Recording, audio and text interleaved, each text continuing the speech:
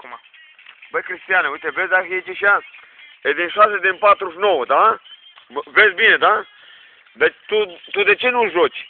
L-am păgat pe aparatură, cum se spune? Cum se spune când îl bagi pe aparatura aia, când îți dai bani și un alt? Că am plătit. E totul plătit, uite. Una e din 6 din 49 și asta este din Joker. Vezi? Cu 5 numere și un punct aici și ea.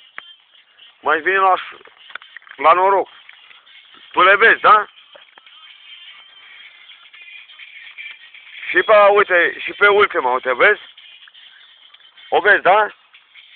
Eu sunt lângă el acolo așa și uite, un man cătară că n-am cum să uite în noroc, arată la noroc. Uite norocul de jos, acolo așa, la 18. Tu de ce nu joci la 6 de 4 acolo în Germania ca să câștigi? Ca să-mi cumpere o casă cu ușă în tavan și cu două cărămizi în fundul grădinii. Cristiane, să-ți dau Dumnezeu sănătate din partea mea. Și sunt la România, că am ajuns la România, am ajuns. Da, și unde-i Și sunt lângă... Unde te-a săturat, lângă Andrei. Hei! Uite, arată. Lângă Andrei, așa. Și lângă Chelu, arată și pe Chelu. Așa. Și sunt de la știrile Pro TV acum. Și dacă vrei să aduc un WC din ăla plin cu rahat. Plin, cu vermișor, cu tot. Un altă. Și îți dau un cadou, un suc de din ăla așa. Și uite, stai așa că îi arăt.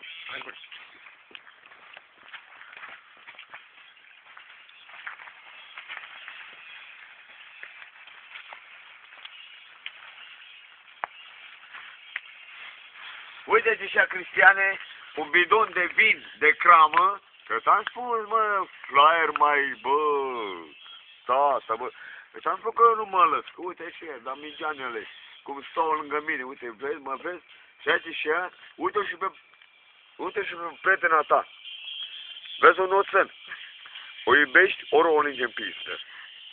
Dacă o linge în pizdă, îți dau $2, că sunt în America acum, că m-am sucit flyerele. Uite și fumez. Prudeza ne-a fugit din gură iară din nou. Da, asta este. Păi ce mă, nu-ți place mie?